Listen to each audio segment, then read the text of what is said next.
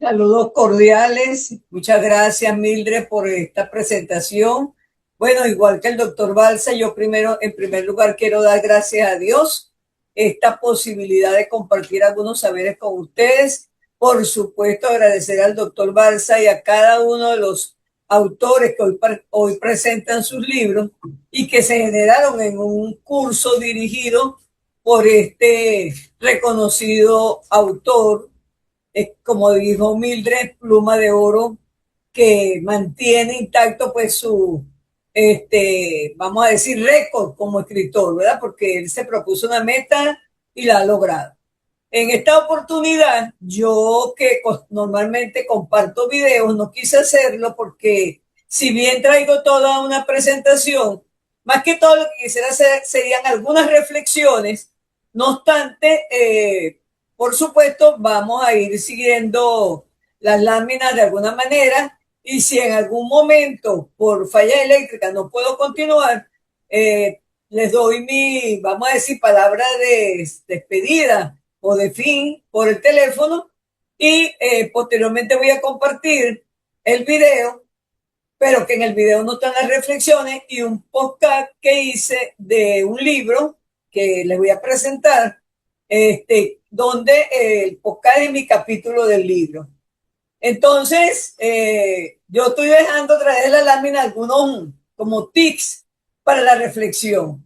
Y vamos a ver si ustedes la logran ver, ¿verdad? Lo primero está en el título que yo le he dado al evento, Festival de Saberes, ¿verdad? Una ruta hacia la transcomplejidad. Entonces, arrancando ya con la temática,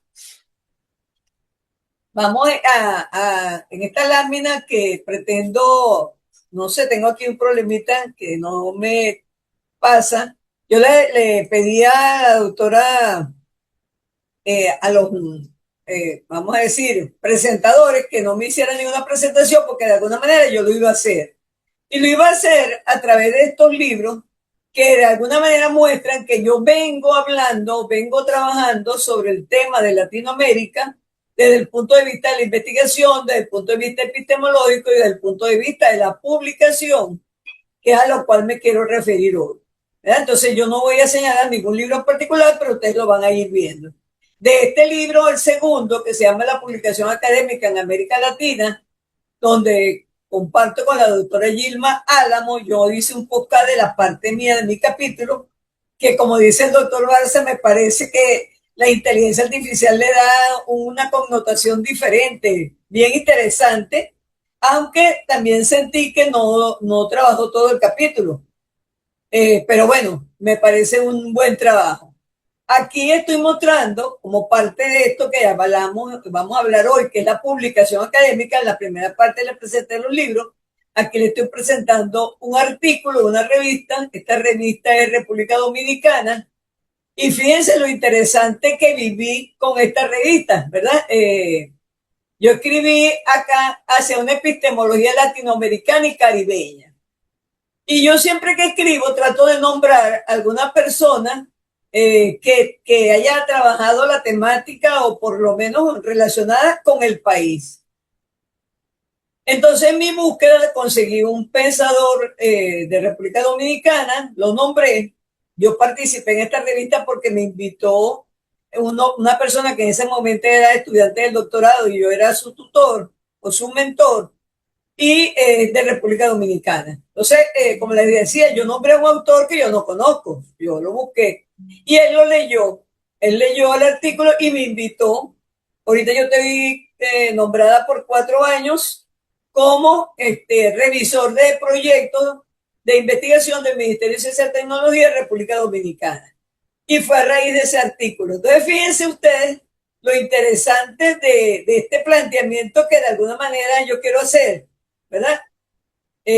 Aquí tenemos entonces unas ponencias, también después de que él me conoció a través de comunicación vía WhatsApp, o sea que ni siquiera nos hemos visto, digamos, en un Zoom. Yo participé también en una ponencia en la Universidad Católica de Barahona, en República Dominicana, y una de las últimas presentaciones que he hecho fue en la UP Maracay, con esta ponencia que se titula La investigación desde la perspectiva del pensamiento transcomplejo en América del Sur. Entonces yo le decía a Mildred que no me presentara porque de alguna manera lo que yo quería hacer me iba a presentar por sí solo, ¿verdad? Entonces, si ustedes ven esta lámina que de alguna manera resume todo lo que quiero plantear, ahí yo estoy diciendo en esta lámina, ¿verdad? Que la fuente de información para la publicación, para la investigación y que por supuesto se fortalece en la publicación son los artículos de revista, los libros, las ponencias, las patentes, los recursos educativos y por supuesto las normas técnicas que tienen todas las editoriales, las universidades. Entonces, de alguna manera yo quería mostrar que lo que yo digo de alguna manera es parte de la experiencia, ¿verdad? Y que efectivamente he hecho libros, efectivamente he escrito artículos y efectivamente he realizado ponencias. Y que lo que de alguna manera hemos vivido aquí, o lo que yo quiero plantear, es parte de la vivencia. Y una de las cosas que yo quería plantear a ustedes que hoy van a presentar sus libros, ¿y qué van a hacer ustedes con esos libros? ¿verdad? Entonces eso es parte de lo que yo le decía al doctor Barce, que son las reflexiones que yo no quise grabar en el video. ¿Qué hacen ustedes con esos libros? A mí me consta que uno de los primeros libros que se escribieron con el pensamiento transcomplejo en el año 2005, en realidad fue el segundo, pero el que estaba, digamos, conscientemente ubicado en el pensamiento transcomplejo, porque el anterior había sido como una idea final. Cuando se terminó el libro, cuando se vieron los artículos, surgió la palabra transcomplejo. Mientras que esto que yo llamo el primer libro, que es el segundo, lo construimos con esa intención de que fuera el primer libro donde se escribiera sobre el pensamiento transcomplejo. Y digo que a mí me consta que muchos de nosotros mismos no lo hemos leído.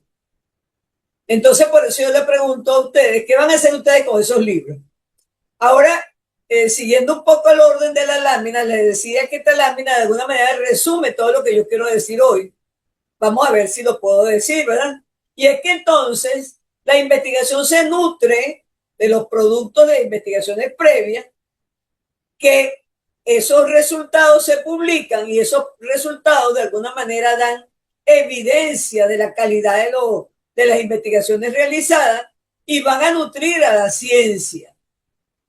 Ahora bien, señalaba también entonces que la mayor parte de esta investigación se realiza en las universidades. Y de alguna manera, la forma como se divulga, vamos a decirlo así, tiene un alto peso en el ámbito de los artículos académicos, que yo los llamo artículos académicos y no artículos científicos, que se publican en revistas.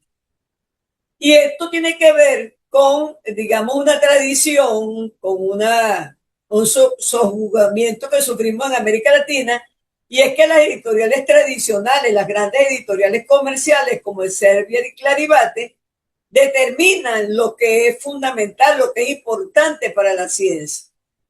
Entonces, por eso, de alguna manera, frente a esto, el libro va perdiendo vigencia. No es que no se utilice, no es que no se haga, pero no tiene el mismo impacto que tienen las revistas científicas y los artículos académicos. Fíjense, yo tuve una vivencia en el año como 2014, estamos hablando de hace bastante tiempo, y yo le dije a una persona que yo fui su tutora de una universidad pública venezolana, vamos a transformar la tesis en libro. Y me dijo, no, doctora, eso no tiene validez. Yo tengo planeado hacer varios artículos. Por supuesto no hicimos, ella me dijo que usted me ayude, por supuesto no se hizo ningún artículo y tampoco se transformó la tesis en libro. ¿Qué quiero decir con esto? Las universidades internacionales, pero también la Universidad de Latinoamérica y en este caso una universidad venezolana bien conocida, coloca el libro en un segundo lugar frente a la publicación de artículos en revistas científicas. Entonces, eso ha llevado a que, de alguna manera, las tres premisas que a mí me motivaron a realizar esta conferencia tengan que ver con lo siguiente. La publicación de artículos en revistas indexadas, estándar de oro, lo llama la inteligencia artificial. Para la inteligencia artificial, los artículos en revistas indexadas lo califica como estándar de oro. Y estas revistas indexadas generalmente están en lo que se llama la corriente principal, ¿verdad? Que es la publicación de Estados Unidos, de Europa y de otros países, digamos, de alto desarrollo. Mientras que las revistas regionales y nacionales están poco representadas en las bases de datos internacionales, como Web o Ciencia, el WOS y Scopus. De hecho, yo no sé a ustedes, pero a mí mucha gente me ha dicho, profesora, usted tiene la posibilidad de publicar en Scopus. De tal manera que me han incluso ofrecido de que yo puedo estar con ellos en un artículo y ellos pagan, ¿verdad? Porque para publicar en Scopus se requiere pagar. O al revés, yo hago el artículo, participo en él junto con un grupo y también ellos pagan. Es decir, que en el ámbito de la publicación hay dos corrientes. La corriente que se llama corriente principal y la corriente que se llama corriente regional. ¿Dónde están nuestras revistas? Por ejemplo, Mirada Atrás Compleja estaría en lo que se llama la corriente, vamos a decir, relegada, ¿verdad? La corriente de la periferia. Nosotros se nos hace difícil llegar a la corriente principal. Y por eso es que yo le pregunto, ¿y ustedes qué van a hacer con esos libros? Estamos hablando de artículos en revistas, ¿verdad? Entonces, de alguna manera, y eso es la segunda premisa, el peso en función de los libros, que la inteligencia artificial llama sello de autoridad, se ha ido debilitando. Tradicionalmente, y si ustedes se acuerdan cuando estudiaron, ¿verdad? Todos los científicos escribían sus libros. La tendencia en la actualidad es que la ciencia dura generalmente se está presentando o divulgando en artículos de revistas. Y las ciencias sociales y las humanidades y la educación generalmente se presenta en libros. Pero el libro, como les digo, aún siendo sello de autoridad, se ha ido debilitando. Y no es que lo dicen los autores nada más, es que yo lo he vivido, ¿verdad? Y otra situación que se genera de esto es que la ciencia generada en Latam se considera de baja calidad. Porque simplemente porque la mayoría de nuestros artículos, de nuestras revistas o de nuestros libros no están en una base de datos como Scopus o como WOS. Entonces, esa es mi motivación principal en la que quiero esta tarde compartirles. Y frente a eso, América Latina ha reaccionado y viene reaccionado, a pesar de que se llama la nueva época de América Latina o el despertar de América Latina. Esa reacción no es de ahorita, esa reacción es de prácticamente todo el siglo XXI, aún desde antes viene reaccionando, pero no ha logrado, vamos a decir, consolidar esa reacción. Y pudiéramos decir, que trato de representar en este mapa, pero que voy a resumir solo en los aspectos culturales, que América Latina, con sus rupturas y continuidades, porque algunas cosas han cambiado, pero otras cosas se mantienen o se han agravado, ¿verdad? En el ámbito cultural y producto de una globalización en proceso de redefinición, según la CEPAL 2024, está fortaleciendo su identidad a través de una nueva generación de investigadores, lo que la hace rica en creación y, por supuesto, lo cual contribuye en las nuevas tecnologías. Entonces, pudiéramos considerarlo ustedes, los que hoy van a presentar sus libros, esa nueva generación de investigadores, incluyendo al doctor Barce, incluyéndome a mí también, de alguna manera, pero que son ustedes los que hoy presentan a lo mejor su primer libro, esta nueva generación de investigadores que tiene que hacer algo, porque van a ver lo que ha ocurrido con esta insurgencia que ha hecho América Latina para responder a ese control de los editoriales internacionales. Y entonces, esto es lo que se llama el despertar de América Latina. Voy a comenzar por la última columna, ¿verdad? Quienes, digamos, han utilizado este término, dicen que este término es una insurgencia académica para motivar el cambio. Por eso que yo quise traerlo hoy, ¿verdad? Entonces, sí se ha hecho algo, pero ¿qué vamos a hacer nosotros desde Venezuela, este grupo pequeño que hoy presenta 8 libros? Entonces, esta realidad que se llama el despertar de América Latina se considera que es la era del conocimiento libre, el despertar académico de la región. Fíjense que en la lámina anterior decía que hay una época de creación, y efectivamente es así. Nosotros hemos podido ver cómo en poco tiempo Reddit tiene una gran cantidad de libros, pero que es necesario desenmascarar y disminuir las prácticas internacionales, ¿verdad? Porque por un lado es difícil publicar en revistas indexadas en editoriales y con repositorios de alta, vamos a decir, yo no quiero decir de alta calidad, porque no necesariamente de alta calidad, sino vamos a decir de alta divulgación, de alto conocimiento, todo el mundo lo conoce, ¿verdad? Entonces dice que necesitamos desenmascarar y disminuir las prácticas internacionales que colocan a América Latina en condiciones de desigualdad de producción académica. Y le decía yo al doctor Balsa que este tema no tiene que ver, claro, de hecho yo lo presenté ya cuando presenté lo que yo he venido haciendo, tiene que ver con un aspecto epistemológico, pero que yo hoy lo quiero plantear como un aspecto práctico. ¿Qué vamos a hacer? Vamos a seguir escribiendo nada más, ¿verdad? Esta lámina que se llama El Nuevo Despertar de América Latina, como yo titulé parte de mi conversatorio, ¿verdad? Dice que se requiere desafiar a las grandes corporaciones editoriales y académicas internacionales, ¿verdad? Rechazar los estándares impuestos, criticar la métrica neoliberal, porque la métrica neoliberal o la métrica impuesta por estos editoriales señalan que si usted es citado tantas veces, mientras más citación tenga su artículo o sus libros, más, digamos, se considera que su planteamiento es de calidad. Sé que la calidad se mide por el índice de citación.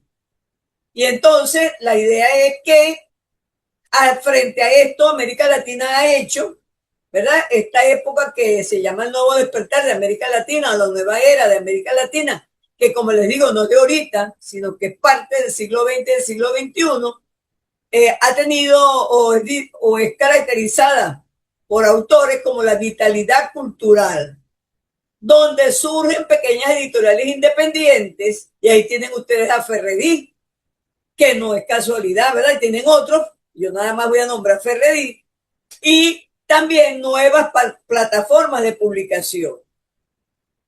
Entonces es importante que ustedes conozcan esto para poder contribuir a desenmascarar esa realidad. Esto ha hecho, ¿verdad?, que en esa lucha por la dependencia intelectual de América Latina surjan nuevas prácticas alternas que tienen que ver con la ciencia abierta y el acceso libre al conocimiento, pero que de alguna manera también los países europeos han entrado en esta, vamos a decir, en este modelo de publicación, pero de alguna manera lo han hecho un negocio.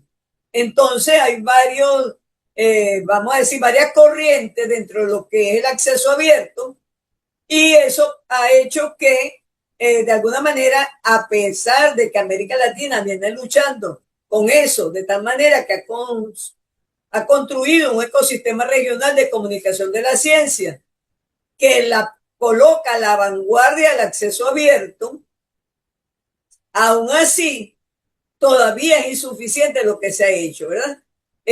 Vamos a ver qué es lo que se ha hecho, pero ya vieron entonces que hay una insurgencia de editoriales pequeñas, hay una insurgencia de nuevos investigadores y ya vamos a ver qué más.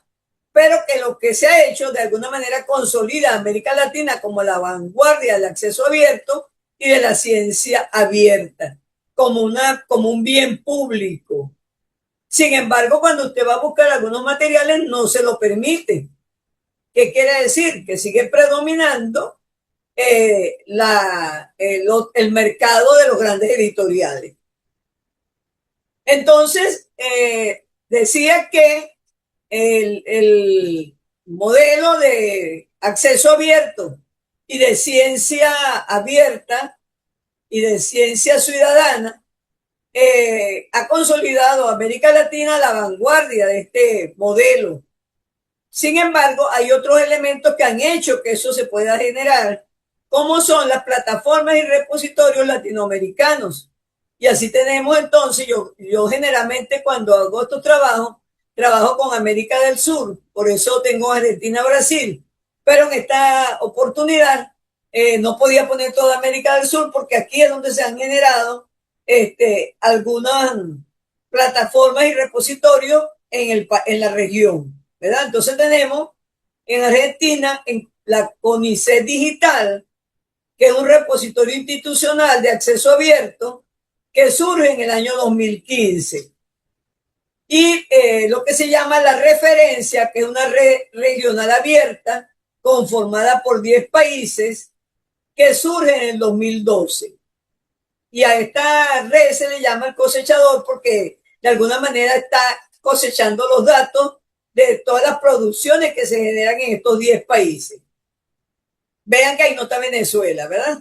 En Brasil tenemos Cielo, como una biblioteca científica electrónica, que nace en 1997, principalmente en el ámbito de salud, y Amélica como un modelo cooperativo sostenible de ciencia abierta que nace en el 2018. Tenemos en México a Redalí, que nace en el 2002 como una base de datos y repositorio digital, y LatinDesk como un sistema de información de revistas que surgió en 1995. Sí, surgió en 1995 como propia del país y como red regional en 1997. Y para la actualidad agrupa 24 instituciones. Su sede está en la Universidad Nacional Autónoma de México. Si ustedes ven, comenzamos en el 95, ¿verdad? Y la última, vamos a decir, planteamiento de estos repositorios y de estas plataformas son en el 2018. Quiere decir que América Latina ha trabajado, sigue trabajando.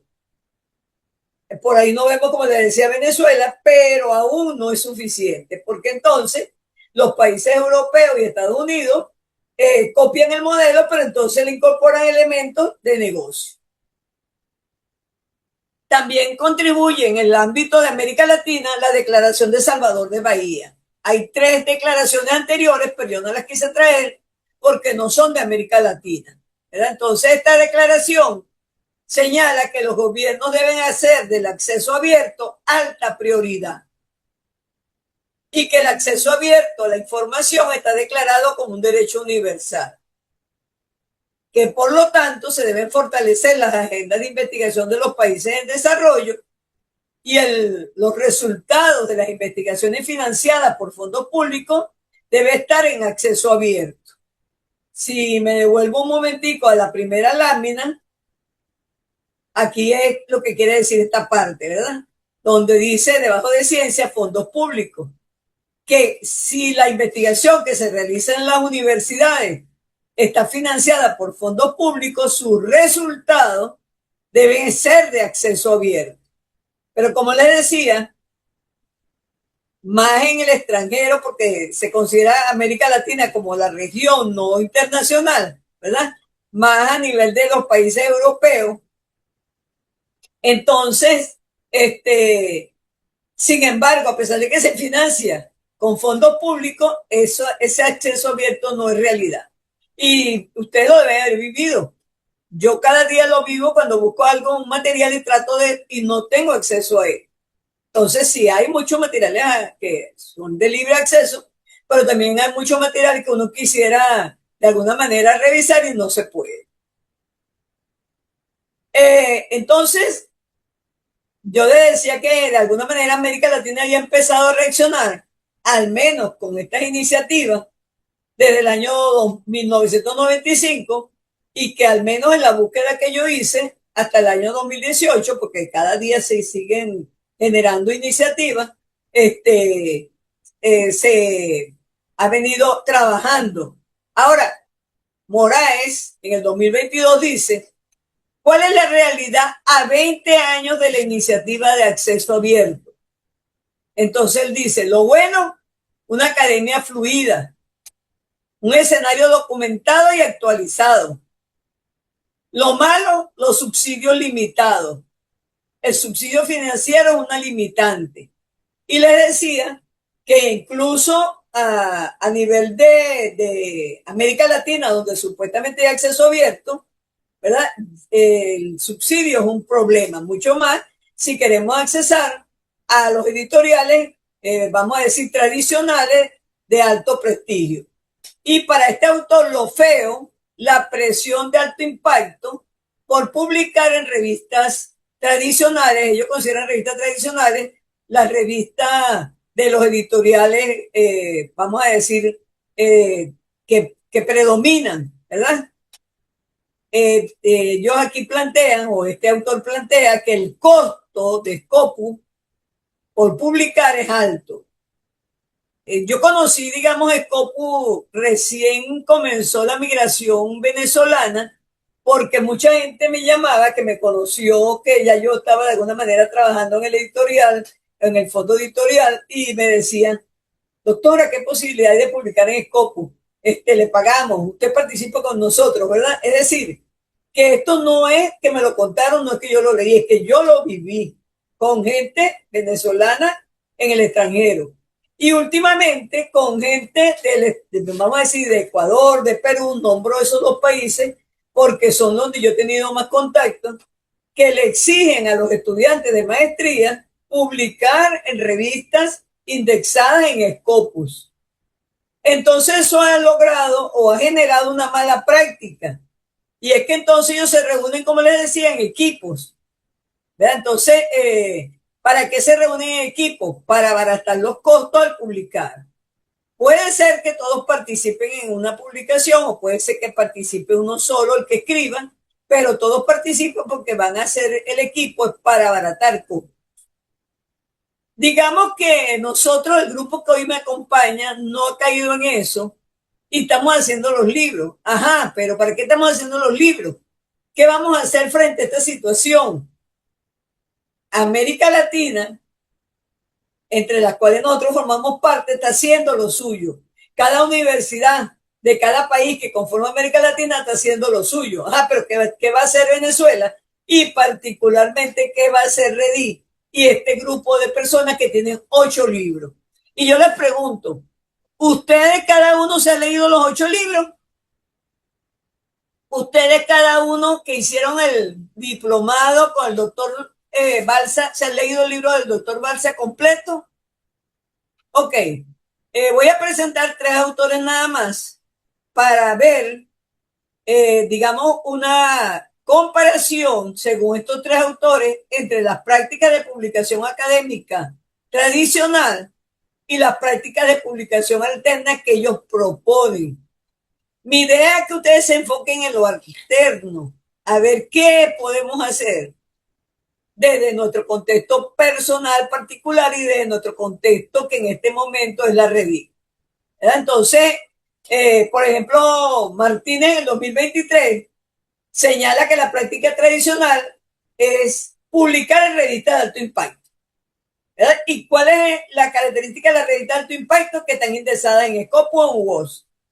¿Cuál es la otra característica? Que generalmente cobran, lo cual no significa que es de mayor calidad. De hecho, hay autores que dicen que no es de mayor calidad.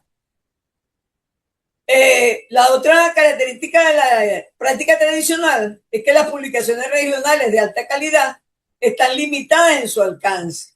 Nosotros pudiéramos considerar que Mirada Atrás Compleja, que Pérez Peirón y que la revista de gerencia que está por salir pudieran ser revistas de alta calidad, pero su impacto es limitado porque no está en esos índices, vamos a llamar, de reconocido prestigio.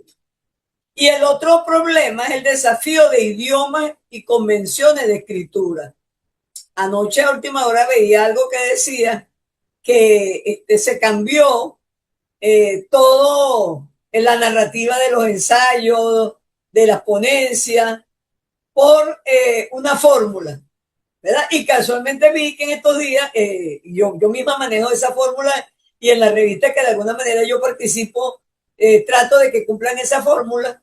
Vi en estos días una publicación de un miembro de Reddit justamente promoviendo un curso para cumplir esa fórmula, ¿verdad? Entonces, no es que yo esté criticando la fórmula, ¿verdad? Que IMRD, ¿verdad? Sino que este autor, ¿verdad? Señala que eso forma parte de las convenciones de escritura que manejan estos editoriales. De alguna manera, América Latina viene resolviendo esto. De hecho, yo participo en una revista donde ya estamos publicando en español e inglés, porque también las tecnologías ayudan con eso, ¿verdad? Se traduce el inglés con la tecnología y se manda a revisar con un experto. Claro, eso implica un trabajo y también por eso se ha dado lo de la práctica continua, porque si la revista sale 2 veces al año o una vez al año, cuando los artículos salen ya están desactualizados. En cambio, con la publicación continua, cada vez que un artículo no es listo, de una vez se publica. De alguna manera, yo, como les decía, tengo varios mensajes ocultos y este es uno. Porque a pesar de que de alguna manera yo he aconsejado a algunos miembros de la red en esto, ¿verdad? Siento que a lo mejor no se ha logrado entender. Pero ¿qué hacemos con seguir publicando la revista semestral cuando los artículos ya están desactualizados? Sí podemos, porque nosotros tenemos, si se quiere, menos límite, porque de alguna manera, dentro de lo malo, lo mejor, y es que de alguna manera somos libres para decidir cómo hacer nuestras publicaciones. La práctica alterna que plantea este autor es que el enfoque debe ser en el impacto social y la relevancia regional. Es decir, más que me citen, cuál impacto está generando en la sociedad latinoamericana y en este caso venezolana lo que estamos escribiendo. Y ahí viene la pregunta de nuevo a los escritores del día de hoy. ¿Cuál de los 8 libros va a impactar más la sociedad venezolana? ¿Qué tiene alguno de esos libros que pueda impactar? Que pueda hacerse llegar a algún alcalde, algún ministro para que haga algo con eso. Por supuesto que la otra recomendación que hace el autor es aprovechar las tecnologías y plataformas digitales. La infraestructura, y por supuesto también señala que se requiere inversión en recursos e infraestructura de investigación. También entonces las alianzas regionales e internacionales para la investigación colectiva. ¿Esto qué quiere decir? De alguna manera ustedes ya lo están haciendo porque muchos de los libros que van a presentar son libros colectivos y esa es la idea, ¿verdad? Pero también la idea es que ustedes, como cada uno tiene una historia, cada uno tiene una experiencia que yo no la conozco, a lo mejor algunos de ustedes tienen amigos, familia, hijos en otros países y entonces a través de ellos pueden lograr, bueno, vamos a publicar un libro colectivo, pero no con nosotros nada más, vamos a incorporar uno de Estados Unidos, vamos a incorporar uno de España, por decir, vamos a incorporar uno del Reino Unido. Es decir, tratar de hacer alguna cosa que nos saque únicamente de la región y mucho más allá de Venezuela, por supuesto, ¿verdad? Entonces, cuando yo hablo de la región, hablo de América Latina, pero tenemos que salir primero de Venezuela para otros países de la región y luego fuera de la región. Este autor, el segundo que trato, Salatino Iván Sato, del 2021, él no habla de la práctica tradicional. Él de una vez habla de la práctica alterna que él sugiere, ¿verdad? Entonces él sugiere la vía verde. En esto del acceso abierto hay varias vías, la vía dorada, la vía diamante, la vía verde. Y la vía verde es el verdadero gratuito académico sin fines de lucro. Entonces él plantea seguir reivindicando el acceso abierto, gratuito y académico. De alguna manera estos autores tratan de señalar de que la publicación debe volver a la academia, porque de alguna manera en este momento está en un ámbito comercial. También él plantea la circulación intelectual, por supuesto sin fines de lucro, reconociendo formas de circulación y circuitos intelectuales coexistentes. Fíjense, cuando él plantea reconocer otras formas de circulación que también algunos miembros de Redí ya están poniendo en práctica, y circuitos intelectuales coexistentes, Redí es un circuito intelectual coexistente. Y ahí también viene la pregunta, ¿qué está haciendo cada miembro de Redí porque sea reconocido, no entre nosotros mismos, sino como paralelo o de igual con otros, vamos a decir, academias de publicación? Dentro de la academia pues están las universidades, los institutos de investigación, las redes y por supuesto Redí forma parte es una red, pero ¿qué está haciendo para contactarse con otras redes internacionales? Repito, se entiende por internacional no América Latina, sino fuera de América Latina. O sea, no es contactarme con una red de México o una red de Ecuador, es contactarme con una red fuera de América Latina. Como les decía, este autor plantea que la gestión editorial debe volver a la academia. Y también plantea que de alguna manera el acceso abierto permite que los editores y los autores locales se den a conocer. Y lo estamos haciendo, ¿verdad? Lo estamos haciendo, por ejemplo, desde Redí. Pero ¿es suficiente con eso? Él entonces habla de la diversificación de las políticas de acceso abierto, ¿verdad? En inglés, entonces EOA, y plantea nada más por aquí dos vías, la vía dorada y la vía verde, ¿verdad? La vía dorada es cuando se logra publicar en una revista de acceso abierto donde hay que pagar lo que se llama el tratamiento del artículo. O sea, que va directamente a una revista de acceso abierto, vamos a decir, de los países europeos o de Estados Unidos. Mientras que la vía verde es lo que hacemos en Redis. Publicamos en nuestra revista tradicional no indexada y luego colocamos el artículo en el repositorio de acceso abierto que nombré antes, ¿verdad? Pero que todos son de América Latina. Quiere decir que estamos haciendo algo. Sí estamos haciendo. Antes de la pandemia nosotros no teníamos ningún artículo publicado en ninguno de estos repositorios. En los últimos tiempos tenemos los artículos y libros publicados por lo menos en 6 repositorios, pero aún así no es suficiente, ¿verdad? Y por otro lado, este es uno de los mensajes ocultos, han aparecido software de gestión de revistas y se requiere que Redis, ¿verdad? Y para eso hay que hacer presión, tenga su software para la elaboración de las revistas. Hasta ahora, nosotros lo que hacemos es una revista tradicional, pasarla digital, ¿verdad? Pero eso no es todavía, o a electrónico, eso todavía no es una publicación digital como tal. Este autor también recomienda el desarrollo de repositorios.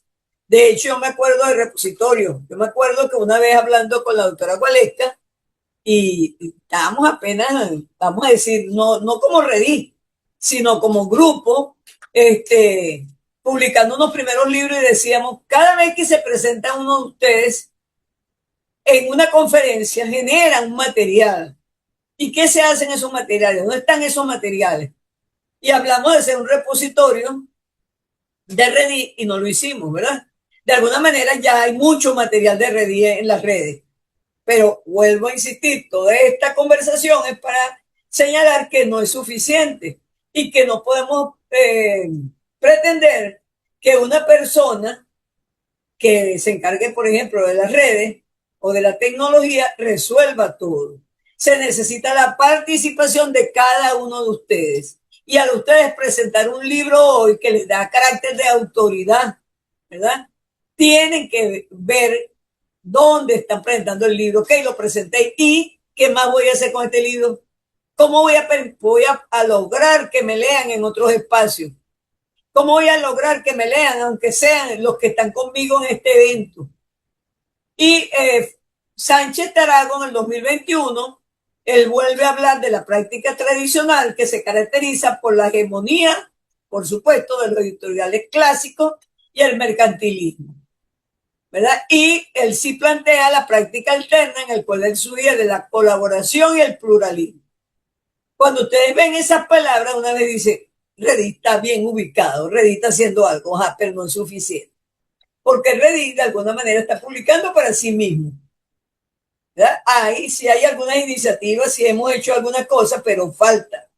Y ese falta no lo podemos hacer solo. Este autor plantea que hay una superioridad epistemológica y económica central, ¿verdad? De Estados Unidos, Reino Unido, de la Comunidad Europea. ¿Y ustedes creen eso? Eso es verdad. Hay esa superioridad epistemológica. Puede ser que económica sí, ¿verdad? El predominio de los estándares de WOS y Scopus. O sea, tú tienes publicaciones en Scopus, se considera que tienes publicaciones de calidad. Obviamente, publicar en inglés como una condición indispensable. La hegemonía ideológica, que yo no quiero hablar de eso, y la colonialidad del saber, ¿verdad? Predomina el enfoque internacional sobre lo local y regional, y aquí sí quiero insistir. ¿De qué están hablando ustedes? Ayer yo hice una crítica, la voy a hacer en público, pero yo le decía al doctor Balsa que en el video yo no grabé nada de estas cosas, ¿verdad? De la reflexión. ¿Cómo vamos a seguir hablando de un pensador francés cuando tenemos tanta producción local? En el ámbito de la complejidad, por ejemplo, yo le decía a la doctora Chavino que a mí me parece que el doctor Balsa ha desarrollado un profundo pensamiento acerca de la complejidad.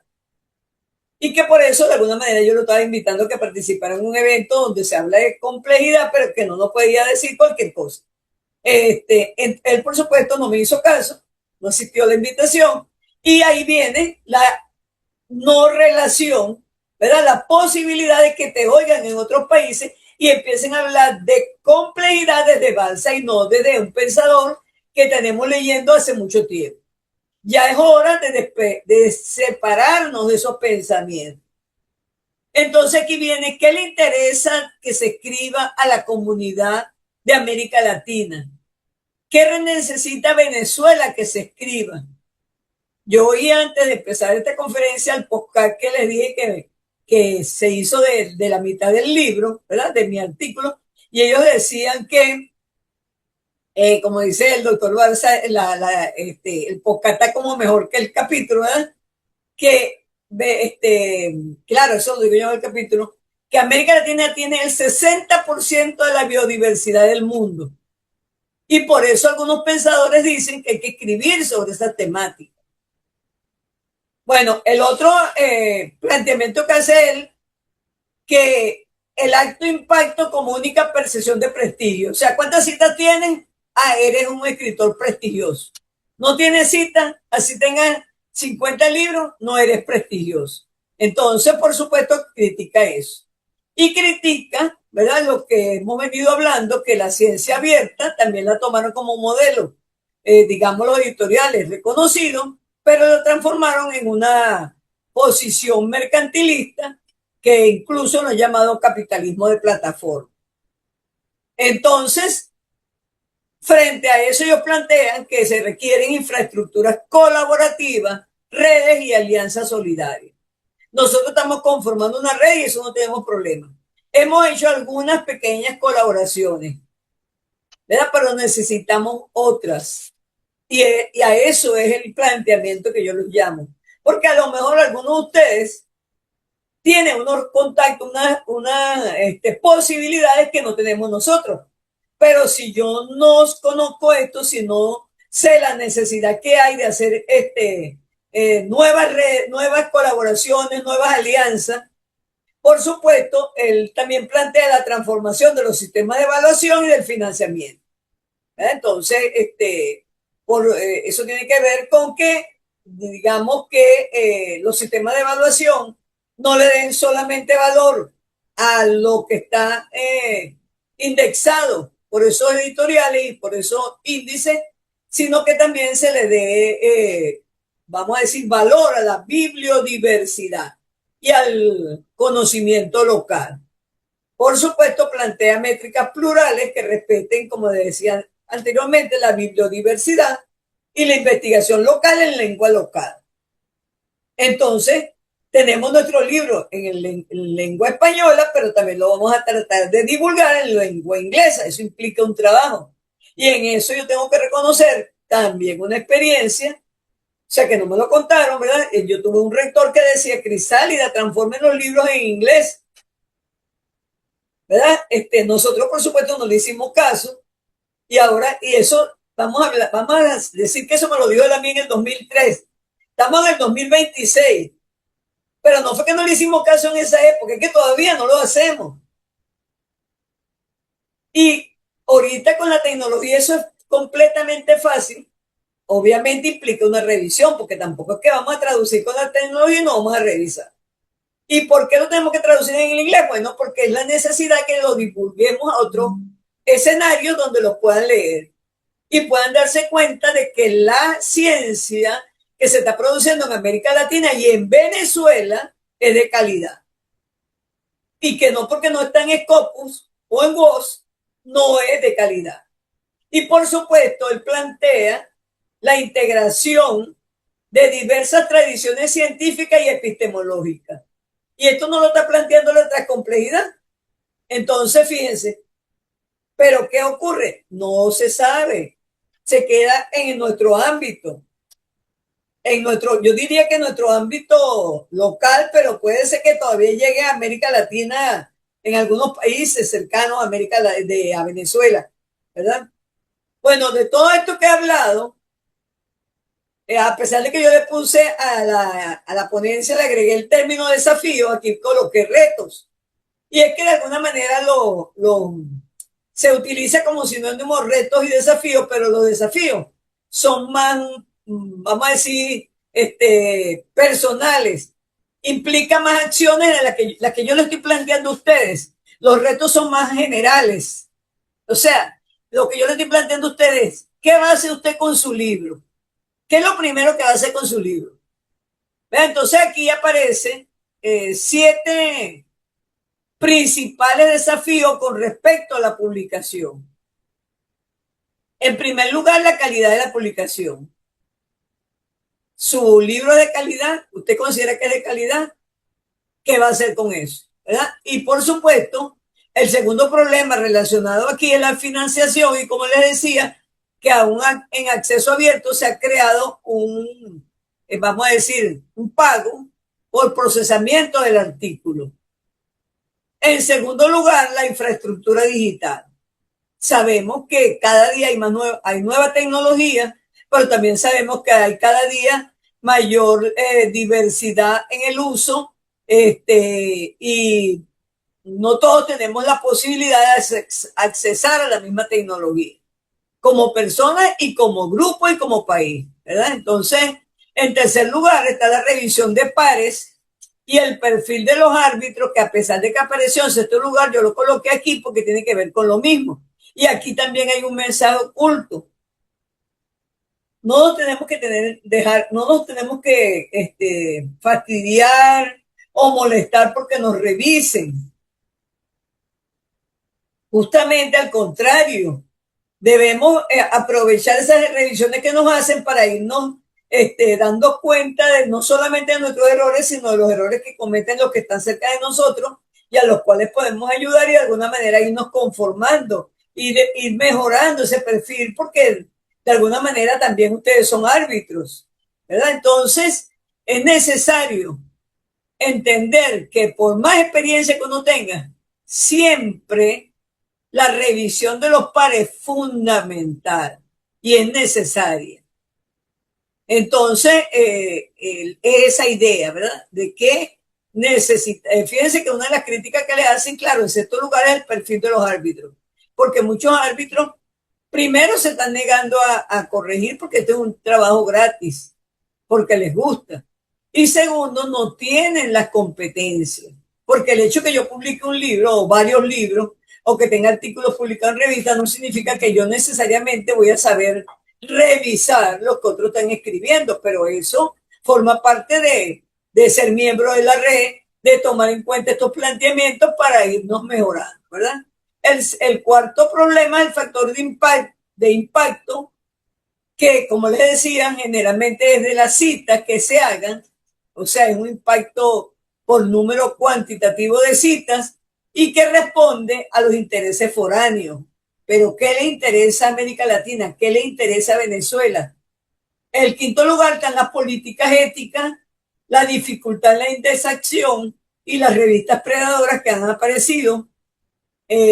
Aunque el tema mío de hoy es destacar la necesidad de que los libros tomen la misma posición de un artículo en revista, no se puede negar porque Reddit tiene 3 revistas, no, tiene 4 o por lo menos pretende tener 4, 2 están en construcción, están en generación y 2 ya tienen ciertas publicaciones que es necesario de alguna manera ir viendo qué significa la indexación, cómo lograrla y tratar de no convertirnos, ¿verdad? O de que conozcan las personas lo que son las revistas predadoras. En sexto lugar, aparece la visibilidad internacional. Muchos de nuestros artículos, muchos de nuestros libros no tienen visibilidad internacional, lo que implica o lo que requiere la normalización editorial. Esto significa que de alguna manera todas las editoriales tengan más o menos los mismos requerimientos. Por supuesto, la restricción al acceso a la información, sobre todo porque se presentan en otros idiomas, ¿verdad? Inglés, francés, alemán, que no lo manejan, digamos, todos los investigadores. Y no se le da importancia a la publicación en el idioma español. Por supuesto, la gestión de datos y el plagio y las similitudes. También a la gente no le gusta esto, pero hay que tenerlo, hay que conocerlo. Fíjense que incluso han ido cambiando un poco la terminología de plagio a similitudes porque algunos de ustedes podrán decir, ya, ay, ya yo había leído eso. Bueno, perfecto, ¿verdad? Pero la idea es que nosotros nunca partimos de cero, sino que partimos de autoría y yo he tratado en cada vez de nombrar los autores, ¿verdad? Y en séptimo lugar aparece la endogamia académica y es aquello que se considera una práctica, una mala práctica editorial, y es que nos repetimos a lo largo de los libros o de los artículos. Por supuesto que es necesario porque nosotros estamos investigando en una línea, por supuesto que tenemos que nombrarnos, pero que no sea esa la única citación, ¿verdad? Pero yo también estoy llamando a citar a los compañeros. ¿Quién sabe de estos 8 libros cuál tiene una buena revisión? ¿Es un libro de alta calidad o los 8 son de alta calidad? ¿Quién lo conoce? Entonces seguimos citando todos los libros, estoy segura. Yo no participé en la lectura de otros 4, pero sí participé en la lectura de los primeros 4, que todos tienen citado a un autor, por lo menos, que no lo voy a nombrar porque, oye, no porque en este momento estoy llamando a que citen latinoamericanos, estoy llamando a que citen venezolanos, estoy llamando a que se citen entre ustedes mismos, ¿verdad? Y por supuesto, hay todavía un comportamiento desigual entre autores y se mantiene la brecha de género. Y plantea, digamos, entre los distintos autores que yo manejé, se plantea un creciente desprecio a la actividad científica. Y es que nosotros vemos en las universidades, en el ámbito académico y en algunos, yo me acuerdo que yo lo viví, pero cuando se estaba en el liceo y se podía justificar, y sin embargo yo me quejé. Cuando yo estaba haciendo maestría, los profesores compañeros decían, pero ¿por qué tú estás haciendo eso, verdad? de alguna manera se despreciaba esa necesidad de formarse, pero eso se mantiene en algunos ámbitos académicos. Entonces, mi planteamiento es, ¿qué hacer? ¿Se requerirá una ciencia ciudadana y transcompleja para seguir avanzando? Todos diríamos que sí, ¿verdad? Que hay evidencia de grandes esfuerzos y también de pequeñas organizaciones que hacen esfuerzos. Entre esas pequeñas organizaciones pudiéramos nombrar a Redí, y entre esos grandes esfuerzos todo lo que les señalé al comienzo, ¿verdad? De las universidades de América Latina que están creando repositorios, plataformas. Pero ¿qué puede hacer Venezuela? Por supuesto que ustedes dirán, pero es que 8 no somos Venezuela, no importa. Pero 8 podemos hacer algo. Por supuesto también conocemos que hay una diversidad de personas, algunas organizadas en equipos y en redes de investigación, que han tratado de avanzar en el ámbito de la ciencia abierta y del acceso abierto. Una modalidad de ciencia abierta es la ciencia ciudadana, ¿verdad? Donde no solamente participan los científicos especialistas, sino que participa todo el que quiere participar, sea incluso científico o investigador o académico, pero de otras áreas, y hasta el ciudadano que tiene un cafetín, una universidad, ¿verdad? Pero que tiene algo que aportar a la temática. Estamos nosotros promoviendo eso. Los desafíos y oportunidades que se plantean son múltiples. Y específicamente en el ámbito venezolano, Mercado et al., es decir, que es un equipo de investigadores, plantean que se requieren adelantar acciones intra e interinstitucionales.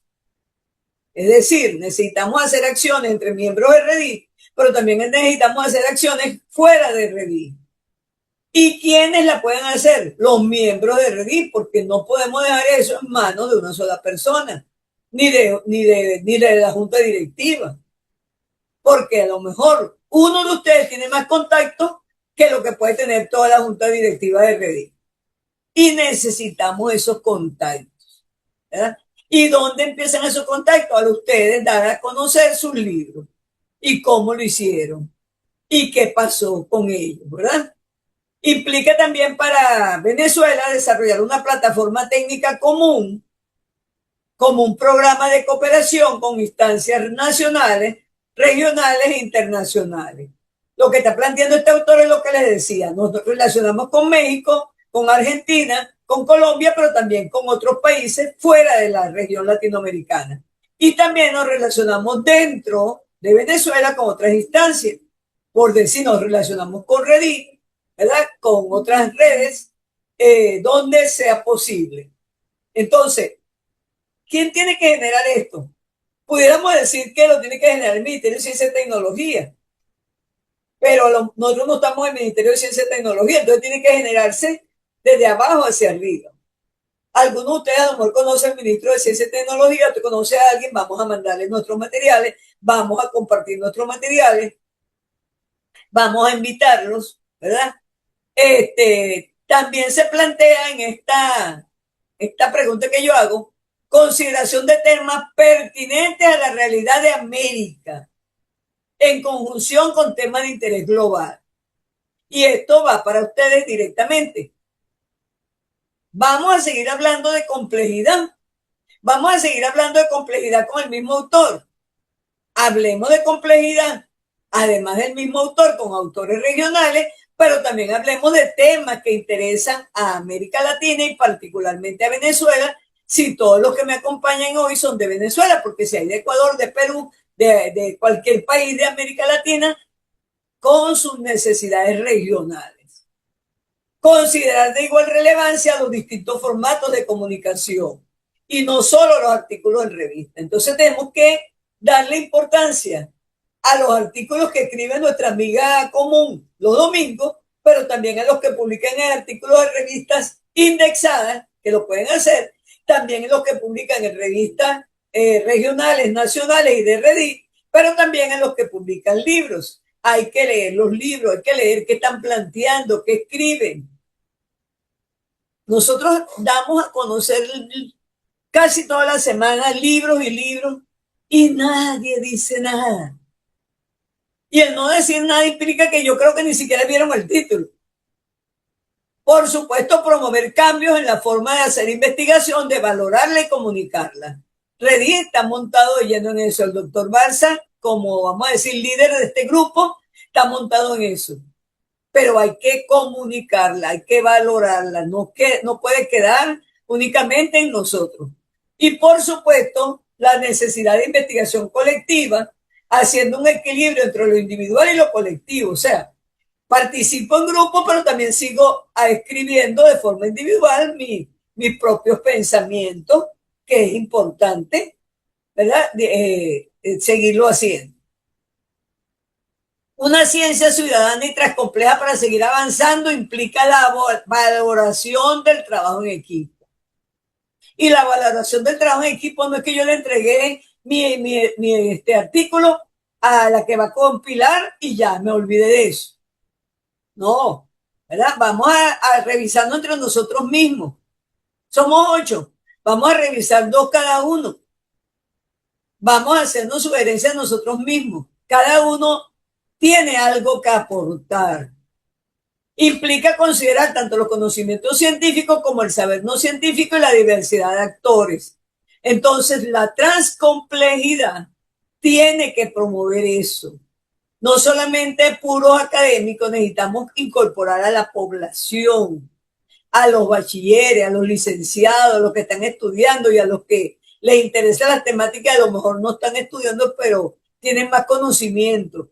Eso implica la diversidad de actores. Con esa intención se creó la Cátedra Libre de la Transcomplejidad y ahí también hay un mensaje oculto.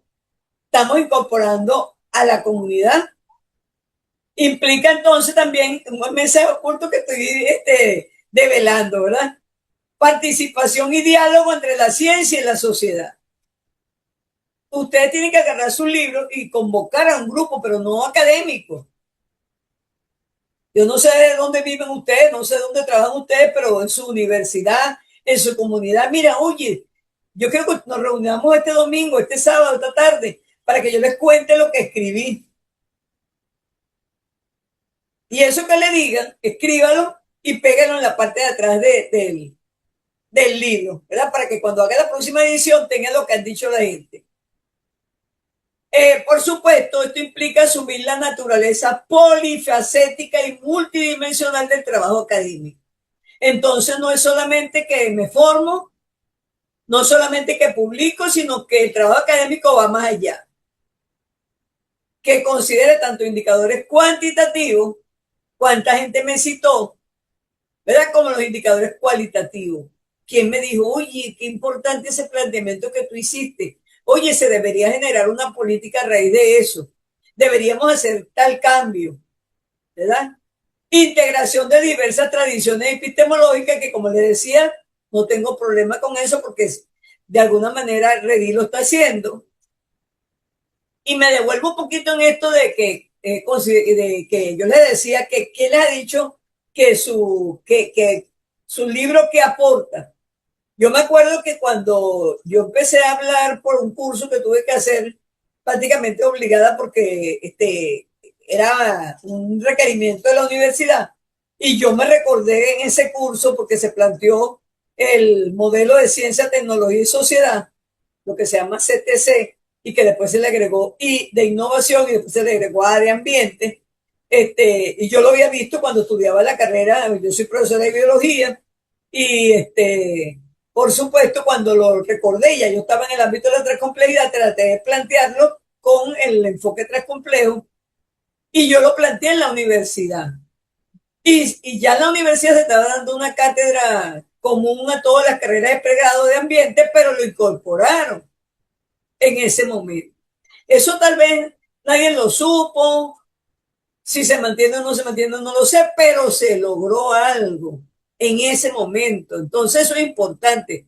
Hubo un momento que toda la investigación de esa universidad tenía como base fundamental el pensamiento transcomplejo. Por supuesto, después llega otra gente y empiezan a decir, bueno, pero ¿qué es eso? pero se logró en un determinado momento. Y eso no se olvida del todo. Entonces, por eso es importante lo que le estoy diciendo. ¿Qué va a hacer usted con su libro? Y por supuesto, implica la emergencia de nuevos caminos, tanto en la investigación como en la comunicación de sus resultados. Los nuevos caminos de la investigación ustedes ya lo emprendieron con el doctor Balsa y con Redí. Pero hay que buscar nuevos caminos en la comunicación de resultados, porque generalmente queda en el ámbito de la reunión de hoy. Por supuesto, esto requiere la necesidad de la colaboración y cooperación, ya lo hemos dicho, de la realización de alianzas y la complementariedad nacional, regional e internacional. No crean que no me estoy dando cuenta de los detallitos de las láminas, pero miren, usted no se imagina la cantidad de veces que la hemos revisado, ¿verdad? Y yo planteo aquí, ¿y por qué no la complementariedad de la vía principal y regional de publicación? ¿Por qué no lograr esa complementariedad? Claro, ellos no nos conocen, ellos ya saben que existimos, ¿verdad? Entonces, ¿cómo pueden llegarnos a conocer? Yo no tengo la respuesta a la pregunta, pero por eso mismo quise hacer el planteamiento, ¿verdad? Todo lo que hemos hablado en el día de hoy son planteamientos que se corresponden con una nueva visión de la ciencia transcompleja, que implican la complementariedad del pensamiento crítico, creativo, reflexivo e incierto. Todo el mundo habla de pensamiento crítico, pero en transcomplejidad nosotros hablamos de creatividad, de reflexividad, de incertidumbre. Tenemos que también eso, ¿verdad? Lo que hablamos, lo que escribimos, hablarlo. Posturas paradigmáticas y metodológicas basadas en búsqueda de un conocimiento que responda tanto a las necesidades académicas como sociales. Y ahí vuelvo al tema. Voy a seguir hablando de transdisciplinariedad. ¿Qué le interesa la transdisciplinariedad a la sociedad? Sí le interesa, por supuesto, porque resolver un problema de pobreza implica la transdisciplinariedad. Ah, ok, pero yo voy a hablar ahora de transdisciplinariedad con un problema particular de la región donde yo vivo, ¿verdad? Y vamos involucrando lo académico y lo social. Esto yo lo he venido denominando el conocimiento socio-tecnocientífico transcomplejo, ¿verdad? Digo eso porque en un momento, como les decía, cuando empecé a escribir de nuevo de CTC, hablé de tecnocientífico. Luego le incorporé socio-tecnocientífico y ahora le agregué transcomplejo. Entonces, este conocimiento lo llamo socio-tecnocientífico transcomplejo y que es producto de la confluencia de la inteligencia humana y de la inteligencia artificial, porque no podemos descartar eso, tenemos que mantenerlo, ¿verdad? Entonces, esa es la reflexión. Yo no voy a leer las conclusiones, me voy a pasar a esto. Quiero finalizar con una pregunta y con una recomendación. La pregunta la vengo haciendo al comienzo. ¿Qué van a hacer con los libros? Cuando sabemos que los libros están perdiendo importancia frente al arremetimiento cada vez más duro de la necesidad de publicar artículos en revistas indexadas, en editoriales reconocidas. Vamos a competir o a igualarnos a Europa y a Unión Soviética Americana o avanzar regionalmente con calidad. Yo me imagino que la respuesta es obvia. Y entonces mi planteamiento es ¿por qué no nos dedicamos a desarrollar nuestro propio modelo? Yo aquí después lo cambié, pero lo dije, bueno, lo digo en forma oral, a nuestro propio modelo de comunicación. ¿Cómo comunicamos la ciencia? Hasta ahora estamos comunicando, escribiendo libros, también escribimos artículos, porque ustedes lo pudieron ver. Me imagino que ustedes también tienen su artículo, pero si ustedes ven, lo que más estoy publicando yo son libros, ¿verdad? Y me nombro yo por decir que yo por eso dije que no me presentaran, porque me iban a ver a lo largo de la ponencia. Efectivamente, yo sigo escribiendo libros. De hecho, alguna gente cercana me dice, pero no lo escribas como libro, escríbela como artículo. Pero es que yo me resisto, ¿verdad? porque claro, el libro me da más libertad. Ok, entonces sigamos escribiendo libros, pero ¿cómo vamos a comunicarlo? Solamente con una presentación como la de hoy. Entonces mi invitación es que nos dedicamos a desarrollar nuestro propio modelo de comunicación de la ciencia. Una ciencia ciudadana transcompleja. Ciudadana significa que se incorpora gente y transcompleja significa que hay complementariedad, que hay cabida para todo el que quiera hablar y que no descartamos ni lo cuantitativo, ni lo cualitativo, ni la dialéctica entre estos dos, ni la dialógica con cualquier pensamiento. Y les decía que iba a terminar con una pregunta y con una recomendación. Y la recomendación es que busquen su propia voz. Esta recomendación no es original mía, de una autora, ¿verdad? Dice que no se debe intentar escribir en forma complicada, con frases largas o con un lenguaje complejo, sino que sea usted mismo. Recuerde que el propósito del lenguaje es transmitir ideas, por lo que la claridad y la sencillez pueden ser los mejores aliados. Y aquí planteo que leí hace poco un autor, pero no se me ocurrió buscarlo, no es tan nuevo, que él decía, yo no tengo ningún problema con los que son complicados y oscuros, pero que lo son por naturaleza. A ellos le queda bien, se le ve bien, se le entiende. Pero no tratemos de nosotros que no lo podemos hacer como ellos. Busque cada uno su propia voz. Muchas gracias.